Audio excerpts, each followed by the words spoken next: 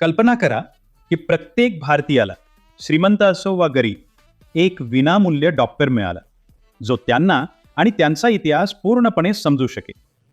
शिक्षण आणि आरोग्य सेवा 2030च्या खूप आधी चांगल्या प्रकारे पूर्ण करणे खूप सोपे आहे.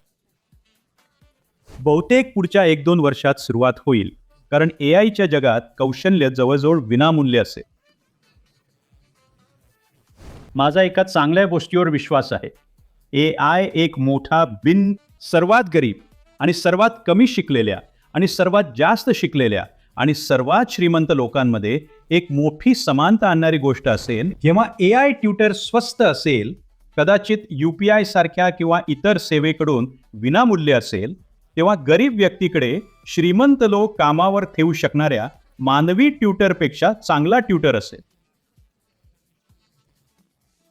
BPO किंवा बिझनेस प्रोसेस आउटसोर्सिंगचा व्यवसाय झपाट्याने कमी होईल. आपण ते घेऊ शकतो आणि जगातील उर्वरित भागाला, जो तितका सुसज्ज नाही, एआय सेवा प्रदान करू शकतो. एका शेतमजुराला एका कर्करोग तज्ज्ञाचं कौशल्य उपलब्ध असेल, कारण ते दोघेही समान एआय वापरत असतील. नमस्कार आणि स्वागत आहे. आजचे पाहुणे एक अशी व्यक्ती आहेत ज्यांना मी अनेक वर्षांपासून फॉलो करत आलो आहे आणि टेक जगतात काय घडत आहे हे समजून घेण्याच्या आणि त्याचा अंदाज लावण्याच्या त्यांच्या क्षमतेबद्दल मला अत्यंत आदर आहे. पण फक्त मीच नाही, ते सिलिकॉन व्हॅलीमधील सर्वात प्रभावी भारतीय वंशाच्या व्यक्तींपैकी एक आहेत. खरं तर फक्त भारतीय वंशाचेच नाही तर सर्वसाधारणपणे. विनोद खोसला. ते सन मायक्रोसिस्टम्सचे सहसंस्थापक आहेत. क्लायनर पर्किन्सचे दीर्घकाळ भागीदार होते आणि नंतर त्यांनी खोसला व्हेंचर्सची स्थापना केली. एआय हेल्थकेअर आणि हवामान तंत्रज्ञानाच्या आघाडीवर धाडसी कल्पनांना पाठिंबा देण्यासाठी ओळखले जातात. विनोद हे अशा प्रतिकूल बाबींवर पैज लावण्यासाठी प्रसिद्ध आहेत, ज्या सुरुवातीला पूर्णपणे अशक्य वाटू शकतात, जोपर्यंत त्या प्रत्यक्षात भविष्य बनत नाहीत. आता आज जग एका महत्त्वाच्या वळणावर आहे. एआय हा मुख्य आधार आहे आणि एआय क्रांतिकारक आहे की अतिरंजित आहे हे समजून घेण्यासाठी विनोद खोसला येथे आपल्यासोबत आहेत. हे आपले भाग्य आहे. विनोद, डिकोडरमध्ये सामील झाल्याबद्दल आपले खूप खूप आभार. तुम्ही वेळ दिलात याबद्दल खूप आभार. धन्यवाद. इथे येऊन खूप छान वाटतंय. मला हे सांगावंच लागेल. मी तुम्हाला ऐकत आहे आणि वाचत आहे आणि तुमचा दृष्टिकोन समजून घेण्याचा प्रयत्न करत आहे.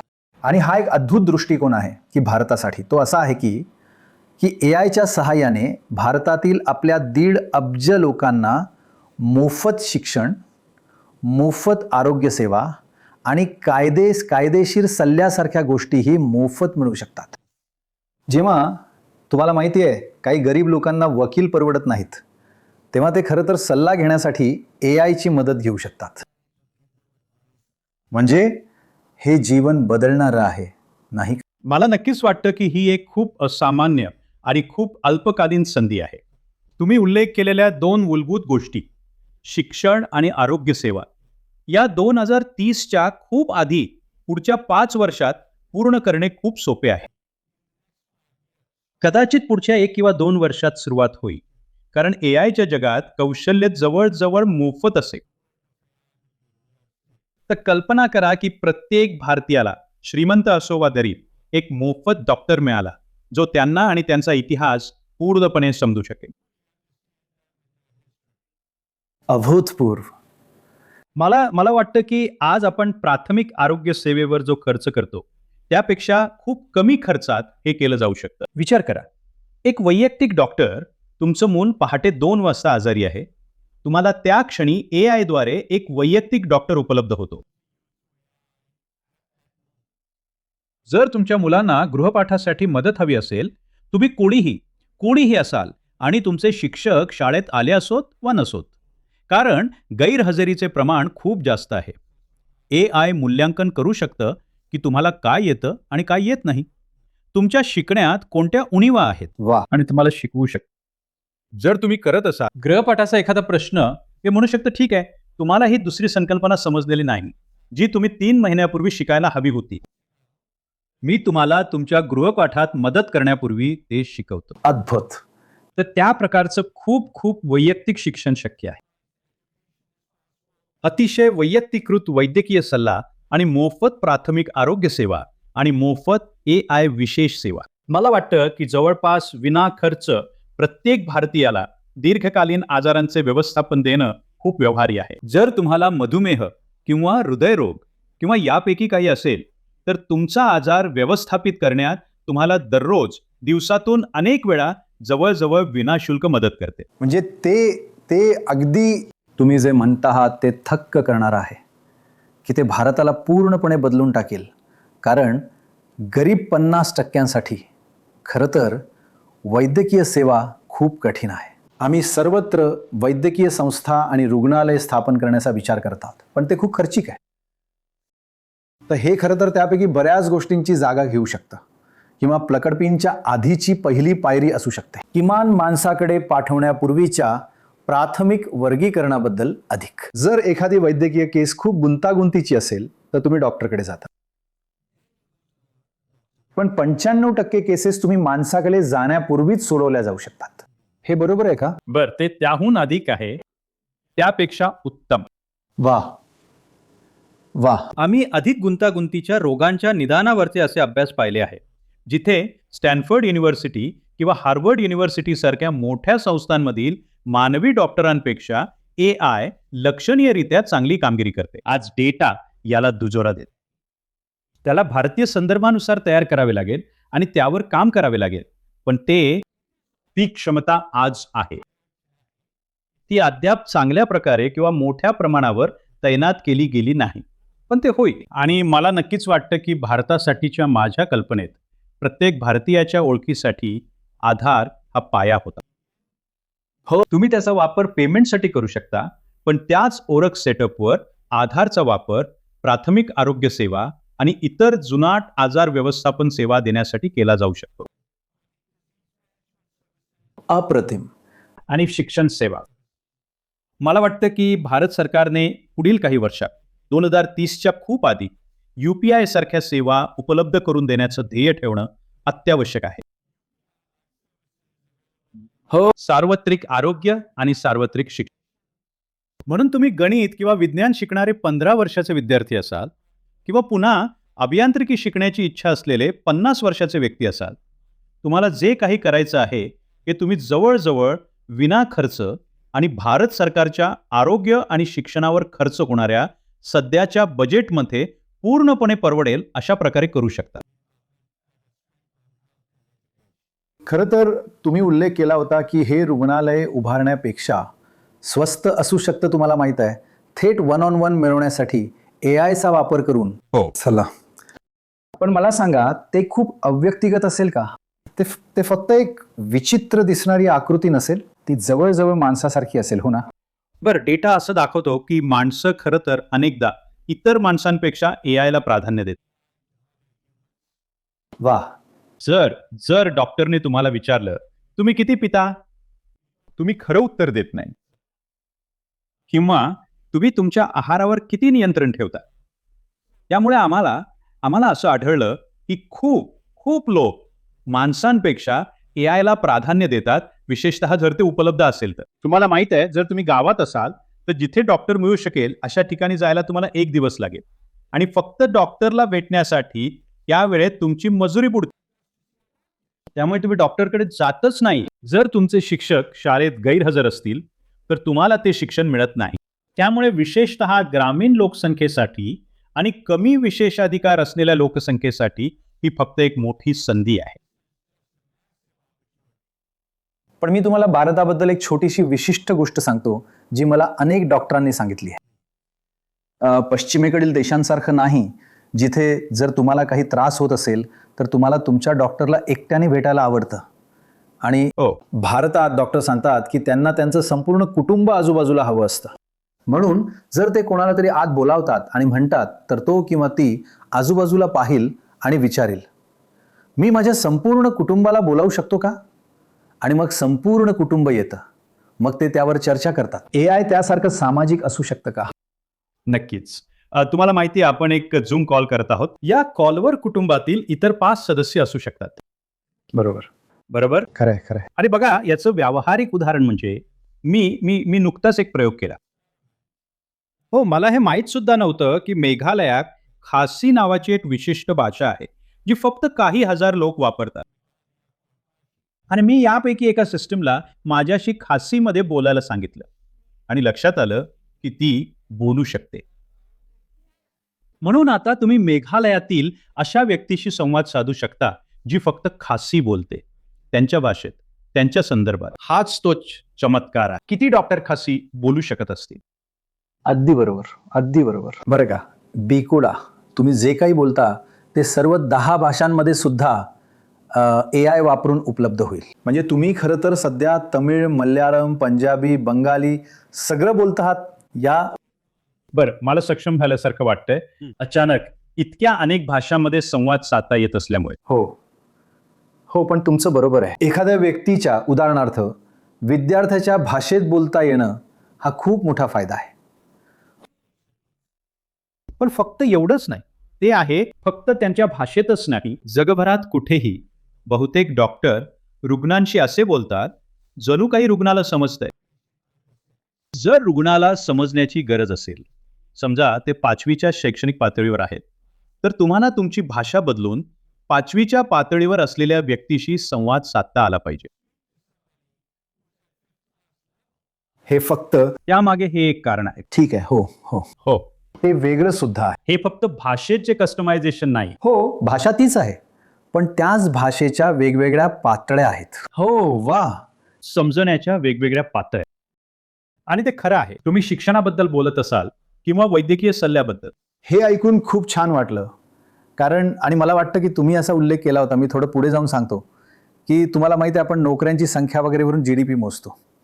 पण आत्ता असं होणार आहे, तुम्हाला डॉक्टरांची कामं मोफत मिळतील, तुम्हाला शिकवणाऱ्यांची कामं मोफत मिळतील, तुम्हाला कदाचित कायदेशीर सल्ला मोफत मिळेल. त्यामुळे GDPचा अर्थ पूर्णपणे वेगळा असेल. AI मुळे लोकांना फायदा होत आहे. हो, जर तुम्ही GDPची व्याख्या तुम्ही उपभोगू शकता अशा वस्तू आणि सेवांचा संच अशी केली तर आपल्याकडे प्रचंड मुबलकता असेल.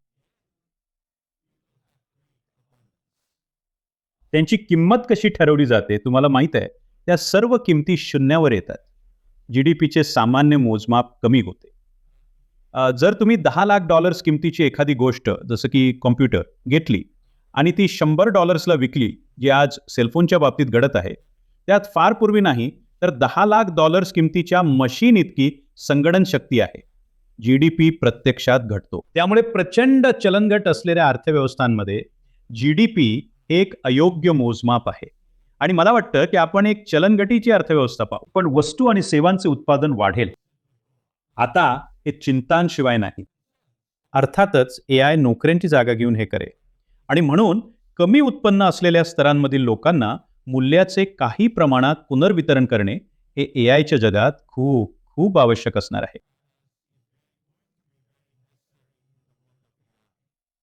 आणि आपण अर्थशास्त्रात जाऊ शकतो. आर्थिक परिणाम खूप महत्त्वपूर्ण आहे. धोरणामुळे खूप मोठा फरक पडेल आणि धोरण अनेकदा राजकारणाद्वारे ठरवले जाईल. म्हणून हे जग प्रत्यक्षात येण्यासाठी तंत्रज्ञानाच्या क्षमतेपेक्षा त्या सर्व गोष्टी अधिक मर्यादा आहेत. आणि मला आशा आहे की पंतप्रधान मोदींसारखे कोणीतरी हे सांगण्याचे कार्य हाती घेईल की मी मोफत आरोग्य सेवा उपलब्ध करून देणार आहे. तुम्हाला माहिती आहे, हॉस्पिटलमधील शस्त्रक्रिया ही तज्ज्ञांच्या मतापेक्षा वेगळी असते. मत बरोबर. गॅस्ट्रोएंट्रोलॉजिस्टचे किंवा न्यूरोलॉजिस्टचे किंवा ऑन्कोलॉजिस्टचे किंवा प्राथमिक आरोग्य डॉक्टरांचे किंवा मानसिक आरोग्य थेरपिस्टचे ते मोफत असणार आहे. जर तुम्ही हॉस्पिटलमधील बेडची गोष्ट करत असाल तर ते मोफत असणार नाही. आशा आहे की औषधे स्वस्त होतील, पण आज ती स्वस्त नाहीत कारण औषध कंपन्यांची मक्तेदारी आहे. पण AI नवीन औषधे तयार करत आहे. त्यामुळे आत्तापासून 10 वर्षांनी प्रत्येक आजारावरील औषधांची संख्या प्रचंड वाढेल. याचा अर्थ किमती कमी होतील. तुमचं म्हणणं आहे की AI ती औषधं विकसित करेल, म्हणजे खूप खूप जास्त पर्याय उपलब्ध असतील. हो, AI द्वारे डिझाईन केलेली पहिली औषधे यावर्षी ज्याला क्लिनिकल स्टडीज म्हणतात त्यात प्रवेश करण्याची शक्यता आहे. आता त्या अभ्यासांना 5 किंवा 10 वर्ष लागू शकतात, कारण औषध विकास ही एक खूप लांब प्रक्रिया आहे. पण ही एक सुंदर शक्यता आहे. तर औषधं तुम्हाला माहीत आहे, अगदी निदान चाचण्या, रक्त चाचण्या आणि इमेजिंग, एक्स-रे या सर्वांचा खर्च कमी केला जाऊ शकतो, कारण ते अभ्यास वाचण्यासाठी तुम्हाला रेडिओलॉजिस्टची गरज नाही. आता तुम्ही उल्लेख केलेल्या गोष्टींपैकी एक म्हणजे AI तुम्हाला एका मर्यादेपर्यंत घेऊन जाऊ शकतं. पण जेव्हा ते खूप गुंतागुंतीचं होतं किंवा विशिष्ट शारीरिक शस्त्रक्रियेची गरज असते किंवा एक्स-रेची गरज असते किंवा तुम्हाला माहीत आहे या विविध हो, प्रकारच्या रडार चाचण्या त्या भौतिक गोष्टी आहेत, म्हणून ते तुम्हाला त्या टप्प्यापर्यंत घेऊन जातील. पण नंतर तुम्हाला मानवी हस्तक्षेप करावा लागेल, ज्याला तुम्ही ट्रायेज म्हणता. बरोबर? म्हणून AI सॉफ्टवेअर सर्व समस्या सोडवणार नाही, हो, पण ते अनेक समस्या सोडवेल. अगदी बरोबर. मला वाटतं की आपल्याला हे लक्षात ठेवावं लागेल. आणि जेव्हा भौतिक जगाचा संबंध येतो, तेव्हा रोबोटिक्स, AI हे सॉफ्टवेअर AI, माफ करा, इंटेलिजन्स AIच्या तुलनेत कदाचित 5 ते 7 वर्ष मागे आहे.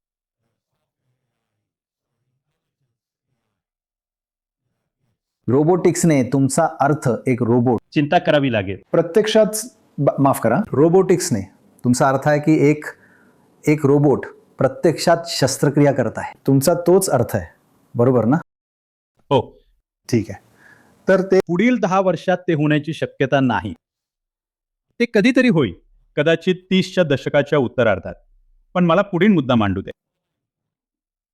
जर तुमच्याकडे मधुमेही किंवा हृदयरोगी असेल आणि तुम्ही त्यांचे आरोग्य, त्यांची औषधे, त्यांना कोणता डोस मिळावा, ज्याला ड्रग टायट्रेशन म्हणतात, त्यांनी कोणता आहार घ्यावा, याचे अधिक चांगल्या प्रकारे व्यवस्थापन करत असाल, तर तुम्ही मधुमेह किंवा उच्च रक्तदाबाशी संबंधित आवश्यक असलेल्या शस्त्रक्रिया, हृदयाच्या शस्त्रक्रिया किंवा इतर शस्त्रक्रियांची संख्या कमी कराल. म्हणून मला नक्कीच वाटतं की तुम्ही AIच्या मदतीनं रुग्णांची लवकर काळजी घेऊन भौतिक जगात आवश्यक असलेल्या आरोग्य सेवेचं प्रमाण कमी करू शकता. म्हणजे हे खरंच एक पूर्णपणे वेगळं जग आहे ज्याकडे तुम्ही बघत आहात. आणि प्रामाणिकपणे सांगायचं तर ही गोष्ट ही, आणि तुम्ही तुमच्या अनेक दूरदृष्टींमध्ये बरोबर ठरला आहात, मी यामुळे खरंच खूप उत्साहित झालो आहे की हे असू शकतं. एक नवीन भारत जिथे गरिबांना सर्वात जास्त फायदा होतो. खरं तर गरिबांना सर्वात जास्त फायदा होईल, जे मी लिहिलेल्या ब्लॉगचा उद्देश आहे, जो आमच्या वेबसाईटवर आहे, AI भारतासाठी काय करू शकते.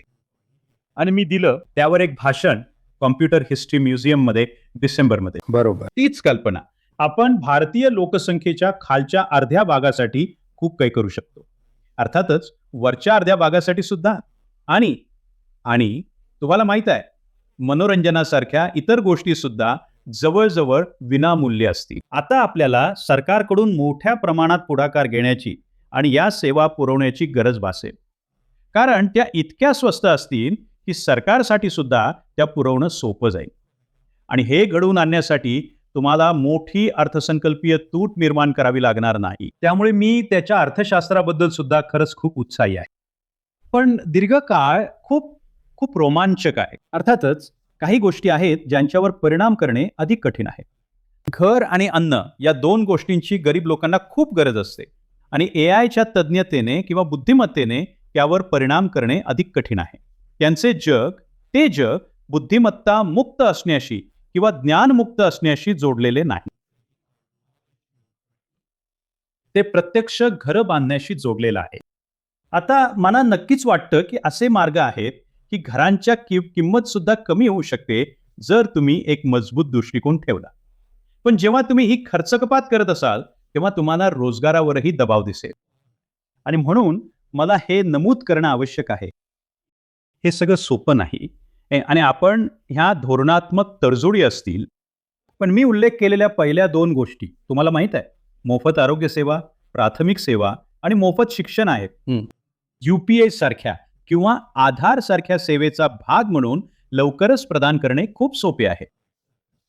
मला सांगावंच लागेल की UPI भारतात प्रचंड यशस्वी ठरलाय. बरोबर. आणि तुम्हाला माहित आहे, तुम्ही एकाकडे जाता पण नारळ विक्रेत्याकडे आणि तो UPI वापरतो. प्रत्येक जण ते वापरत आहे. ही फक्त एक क्रांती आहे. नाही, हे एक उत्तम उदाहरण आहे.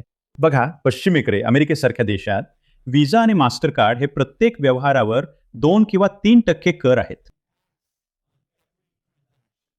बरोबर. बरोबर. हे असं आहे की तो कर भारतातून निघून गेला हो. युपीआयमुळे. मला वाटतं की प्राथमिक सेवेचा खर्च कमी होऊ शकतो ही सेवा देण्यासाठी. मग ते शिक्षण असो किंवा आरोग्य सेवा. दरमहा 10 रुपयांपेक्षा जास्त खर्च येऊ नये. हे दरमहा शेकडो रुपये नाही. हो, तोच मुद्दा आहे. ते इतकं स्वस्त आहे, ते काही वर्षात इतकं स्वस्त झालं पाहिजे 2030 पर्यंत नक्कीच. 2030 ते फक्त 4 वर्षांवर आहे. अगदीच जवळ. वाह! पण एक पैलू जो मला जाणून घ्यायचा आहे, की तुम्ही कसा हाताळाल जे पालक मुलांसाठी शिक्षक म्हणून किंवा त्यांच्या मुलांसाठी किंवा एकमेकांसाठी डॉक्टर म्हणून किंवा अगदी कायदेशीर सल्ल्यासाठी एआय घेतात. त्यांचा विश्वास तुम्ही कसा स्थापित कराल, की एआय ही अशी गोष्ट आहे ज्यावर ते अवलंबून राहू शकतात. तुम्ही ते कसं कराल? मी मी मी मला वाटतं की एआयचे स्वरूप स्पष्ट करण्यासाठी अनेक यंत्रणा असतील. मी दिलेल्या साध्या उदाहरणांपैकी एक म्हणजे आज रुग्णाचे निदान करण्यात डॉक्टर किती चांगली कामगिरी करतात हे सांगण्याचा कोणताही चांगला मार्ग नाही. मी स्टॅनफोर्ड विद्यापीठात एक अभ्यास प्रायोजित केला आहे. समजा US मध्ये डॉक्टरच्या कामगिरीची पातळी काय आहे, म्हणून जेव्हा तुम्ही एआयला मान्यता देता तेव्हा त्याला डॉक्टर करत असलेल्या कामगिरीपेक्षा चांगली कामगिरी करावी लागते. म्हणून तुमच्याकडे एक पूर्वलक्षित उपकरण असते ज्याची तुम्ही तुलना करू शकता या एआयची मानवी कामगिरीशी अनेक आयामांमध्ये, केवळ एका आयामात नाही, भावनिक प्रतिसादासारख्या आयामांसह. वस्तुस्थिती ही आहे की भारतातील बहुतेक लोक जर ते डॉक्टरकडे गेले तर त्यांना डॉक्टर समोर 2 मिनिटं मिळतात. हो. म्हणजे अगदी श्रीमंत लोक सुद्धा, अगदी जेव्हा मी माझ्या वडिलांना कर्करोग झाला होता तेव्हा घेऊन गेलो होतो डॉक्टरला, मला ते समजावून सांगण्यासाठी 15 मिनिटे घेण्यात रस नव्हता. त्यांना करायला खूप गोष्टी होत्या. हो. आणि म्हणून एआय करू शकते हे समजावून सांगण्यात तास घालवू शकते आणि सर्व प्रश्नांची उत्तरं देऊ शकते. ते फक्त एखाद्या रुग्णाला असू शकतात. हे एक सुंदर नवीन जग आहे जे घडू शकते, जे तुम्ही खरं तर आमच्या समोर मांडत आहात. पण तुमच्याकडे भारतासाठी 1 किंवा 2 मोठे इशारे सुद्धा आहेत. आम्ही आहोत उदाहरणार्थ सॉफ्टवेअर आणि बिझनेस आउटसोर्सिंगसाठी एक मोठे केंद्र. एआय त्याची जागा घेऊ शकते, बरोबर? Business outsourcing software. हो, जवळजवळ निश्चितपणे 5 वर्षात IT सेवांचा व्यवसाय बहुतांशी वेगाने कमी होईल. BPOचा व्यवसाय किंवा बिझनेस प्रोसेस आउटसोर्सिंग वेगाने कमी होईल. ते आधीच घडत आहे.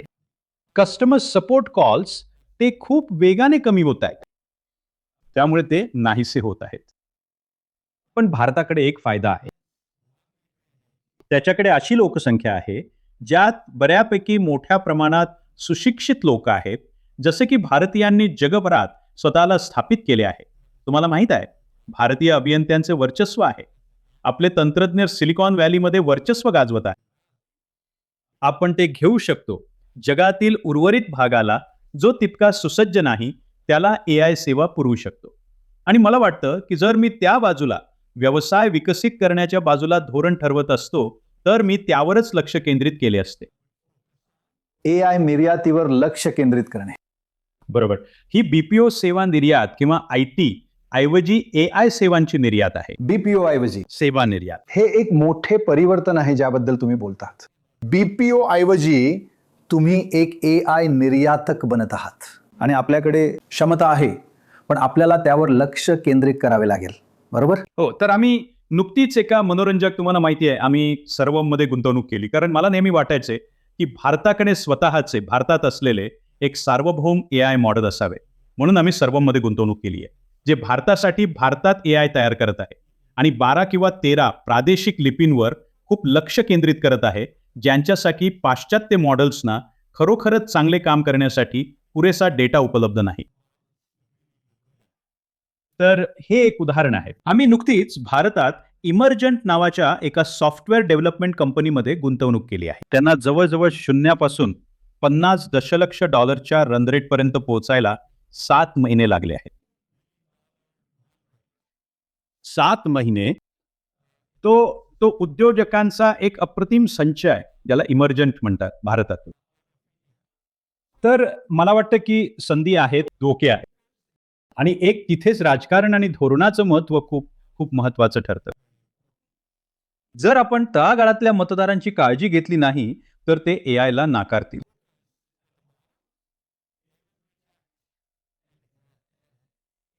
ते एआयला पाठिंबा देणाऱ्या लोकांच्या ऐवजी एआयला विरोध करणाऱ्या लोकांना निवडून देते. तुम्हाला माहिती आहे, लक्षात ठेवण्यासारखा एक धोका म्हणजे चीन खूप वचनबद्ध आहे. त्यांच्या शेवटच्या पंचवार्षिक योजनेत एआय मधील नेतृत्व हे राष्ट्रीय योजनेचं उद्दिष्ट होतं. हो, त्यांनी खूप चांगलं काम केलं आहे. त्यांनी खूप चांगलं काम केलं आहे आणि भारत चांगली कामगिरी करू शकतो. आपल्यात क्षमता आहे. भारत ते करू शकतो. भारतात राजकारण आहे, चीनमध्ये राजकारण नाही. बरोबर, अगदी बरोबर. बरोबर. हो, चीन बहुतेक करून अभियंत्यांद्वारे चालवला जातो. सांगायचं झालं तर धोरण आणि सरकारच्या उच्च स्तरावर, आणि ते अशा प्रकारे लागू करू शकतात की भारतात गोष्टी लागू करणे कठीण आहे. लोकशाहीचा तो एक तोटा आहे, पण मला आशा आहे की सध्याचं सरकार त्यावर आक्रमक भूमिका घेईल, चीनची बरोबरी करण्यावर आणि या सेवा भारतीय लोकांपर्यंत पोहोचवण्यावरही. माझं एका देशाच्या, तुम्हाला माहिती आहे, एका जागतिक नेत्याशी बोलणं झालं आणि तो म्हणाला की तो देशात एआयचा अवलंब करणार नाही, कारण त्यांना नोकरी गमावणे टाळायचं आहे. बरं, हा एक खूप मूर्खपणाचा दृष्टिकोन आहे, कारण ते सर्व फायदे टाळतात. तुमचं अगदी उलट आहे. हो, तुमच्या विजन बद्दल मला जो उत्साह आहे तो हा की यामुळे नोकऱ्या जाणार नाहीत. ते एक अधिक चांगलं कल्याणकारी राज्य निर्माण करतं. आणि दुसरं म्हणजे जर तुम्ही लक्ष केंद्रित केलं तर तुम्ही नोकरी गमावण्याची पातळी बदलू शकता. हो. एआय निर्यातीचे. मी एका चांगल्या गोष्टीवर विश्वास ठेवतो. एआय सर्वात गरीब आणि सर्वात कमी शिकलेल्या आणि सर्वात शिक्षित आणि सर्वात सधन लोकांमध्ये एक मोठा समानता साधणारा घटक बनेल. आणि त्याचे कारण असे आहे की प्रत्येकाकडे एआय मधील समान बुद्धिमत्ता आणि समान शिक्षण असेल. त्यामुळे खरं तर एका शेतमजुराला एका ऑन्कॉलॉजिस्टच्या कौशल्याचा लाभ मिळेल, कारण ते दोघेही समान एआय वापरत असतील. हो, अद्भुत. म्हणून तो एक मोठा समानता साधणारा घटक असेल, जर आपण योग्य धोरणे लागू करू शकलो तर. कारण नाहीतर श्रीमंत किंवा मध्यमवर्गीयांना चांगले डॉक्टर मिळतात, गरिबांना मिळतात. हो, तुम्हाला माहित आहे, नक्कीच. डॉक्टर, पण इथे हे सर्वांसाठी समान आहे. प्रत्येक सधन भारतीय आपल्या मुलांसाठी खाजगी शिक्षक ठेवत आहे. हो. गरीब लोकांना वैयक्तिक शिक्षक नेमणे परवडत नाही. त्यामुळे जे कोणी सधन आहेत त्या प्रत्येकाला एक नैसर्गिक फायदा मिळतो. जेव्हा एआय ट्युटर स्वस्त असेल, कदाचित एखाद्या UPI सारख्या सेवेमुळे किंवा इतर सेवेमुळे विनामूल्यही मिळेल, तेव्हा श्रीमंत लोक नेमू शकतील अशा मानवी शिक्षकापेक्षाही चांगला शिक्षक एका गरीब व्यक्तीकडे असेल. उत्तम. हो. आणि मुलांना तो मोठा तोटा होत नाही, जो श्रीमंत असण्यामुळे निर्माण होतो. परत विषयावर येण्यापूर्वी मी तुम्हाला पटकन विचारतो, पारंपरिक BA आणि MA इत्यादींसाठी याचा काय अर्थ होतो, यावर माझे खूप प्रश्न आहेत. पण त्याआधी तुम्ही शेकडो आणि हजारो मध्ये गुंतवणूक केली आहे. तुम्ही आत्ताच उल्लेख केला की तुम्ही भारतातील काही कंपन्यांमध्ये गुंतवणूक करता.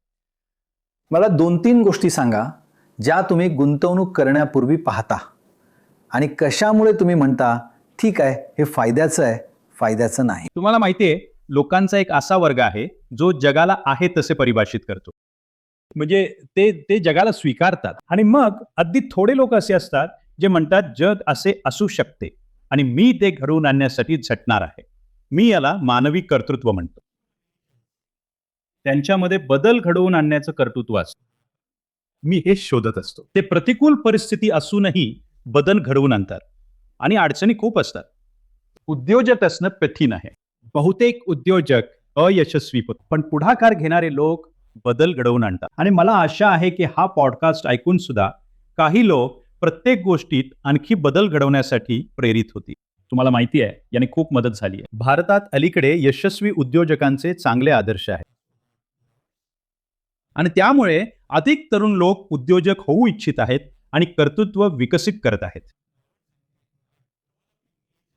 ते त्यांचं नशीब स्वीकारत नाहीत. जे आहे ते आहे आणि ते स्वीकारा. तर बरोबर.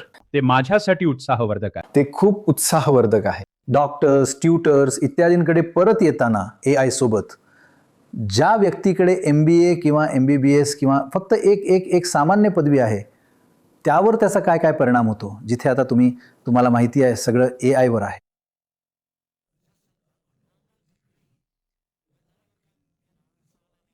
त्यामुळे एक प्रकारे ते थोडे अडचणीत आहेत का? तर मला वाटतं की तुम्हाला कालावधी पाहावा लागेल. पुढची 5 वर्ष किंवा 2. त्यामुळे याचा फायदा घेण्यासाठी ते सर्वोत्तम सुसज्ज आहेत. तर मी ज्या प्रकारे समजावून सांगेन, भारतातील प्रत्येक डॉक्टरला 5 AI इंटर्न मिळू शकतात, ज्यांच्यावर ते देखरेख करू शकतात आणि म्हणून ते त्यांच्या कार्यक्षमतेचा फायदा घेतात. पण जर तुम्ही 2040-15 वर्ष देशासाठी समर्पक असलेल्या कालावधीबद्दल बोलत असाल, व्यक्तीसाठी नाही, ज्या लोकांकडे ती वैद्यकीय पदवी किंवा तो MBA नाही, त्यांच्याशी त्यांची बरोबरी केली जाईल. म्हणूनच मी म्हणतो की ते समानता आणेल. पण याचा अर्थ असा की आज ज्या काही लोकांना मोठा फायदा आहे, त्यांना तो मोठा फायदा किंवा किमान तितका मोठा फायदा मिळणार नाही. ही पुन्हा समानता आहे. हे चांगलं आहे की प्रत्येक जण आहे. मला वाटतं आपल्याकडे AI मुळे योग्य धोरणांसह समाजात खूप जास्त समानता आणणे शक्य आहे आणि मी त्याबद्दल उत्साहित आहे. कारण आज जर तुम्हाला चांगली सुरुवात मिळाली, कारण तुमचं शिक्षण चांगलं आहे, तुमच्या पालकांनी तुम्हाला स्टॅनफर्ड किंवा अशा कुठल्या तरी ठिकाणी पाठवण्यासाठी पैसे भरले, तर तुम्ही इतरांपेक्षा खूप पुढे असता. प्रत्येक मुलाला ती संधी मिळायला हवी.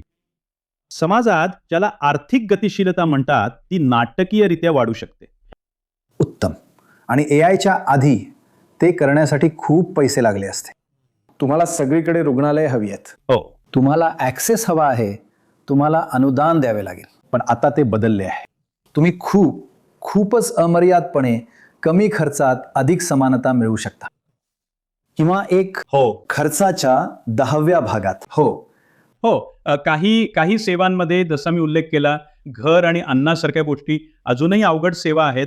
पण मला शंका आहे की पण तुम्ही तिथे उल्लेखही केला होता, मला वाटतं तुम्ही हे लिहिलं सुद्धा आहे, की तुम्ही पाहू शकता AI घरांसाठी किंवा रस्त्यांसाठी वापरल्या जाणाऱ्या साहित्याकडे पाहू शकतं आणि कोणत्या आकाराचा रस्ता किती रुंदीचा असावा आणि ते खर्च कमी करू शकतात आणि त्याला कदाचित 1 नाही पण 1/3 किंवा 1/5 स्वस्त करू शकतात. आणि मी या मुद्द्याकडे पाहण्यात खूप वेळ घालवत आहे की घरासारखी एखादी गोष्ट खूप खूप स्वस्त बनवली जाऊ शकते का, जेव्हा ती इतकी भौतिक आहे. खरं तर जर घरं जागेवर न बांधता कारखान्यात बांधली गेली असती, तर त्यांची किंमत निम्मी असती. बरोबर. हे आज आपल्याला माहीत आहे. म्हणून आणि जर तुम्ही खूप कमी साहित्य वापरलं, ज्याला मी घरांचं डिमेटेरियलायझिंग म्हणतो, तर ते खूपच स्वस्त होईल. म्हणून मला नक्कीच वाटतं की त्या समस्या सुटलेल्या नाहीत, पण मी त्यावर काम करतो. मी अशा तंत्रज्ञानावर काम करत आहे, जे ते अधिक सोपे आणि चांगले बनवतात. पण मी असं म्हणणार नाही की त्या सुटल्या आहेत किंवा ते कसे केले जाईल हे पाहणे सोपे आहे. त्या कठीण समस्या आहे, पण त्यावर काम करण्यासारखे आहे. विनोद खोसला, खूप छान. खरंच मला हे ऐकून खूप प्रोत्साहन मिळालं आहे. कारण बघा, भारतासाठी एक उज्ज्वल भविष्य आहे, पण याची अंमलबजावणी करावी लागेल आणि त्यात बरेच अडथळे आणि अडचणी आहेत, जे साहजिकच सामान्य आहेत. आणि तुम्ही म्हणालात त्याप्रमाणे कोणतीही तुम्हाला जग बदलायचे असेल तर अडचणी येतातच. पण आम्हाला फक्त भारताच्या संभाव्य भविष्याबद्दल एक शेवटचं विधान द्या, जे भारतासाठी एक क्रांतिकारक भविष्य असू शकतं. मला वाटतं अर्थसंकल्पीय तूट आणि सर्व मूलभूत सेवांसाठीच्या त्या सर्व गोष्टींवर मात करणं शक्य आहे. ही खूप मोठी गोष्ट. हे शक्य आहे. माझ्या आवडत्यांपैकी एक, कारांची जागा स्वयंचलित सार्वजनिक वाहतुकीने घेणे. आमच्याकडे करण्यासाठी एक प्रणाली आहे. आम्ही ते करण्यासाठी एक प्रणाली विकसित केली आहे. म्हणजे DTC बसच्या खर्चात तुम्हाला उबर सारख्या किंवा ओला सारख्या सेवा मिळू शकतात.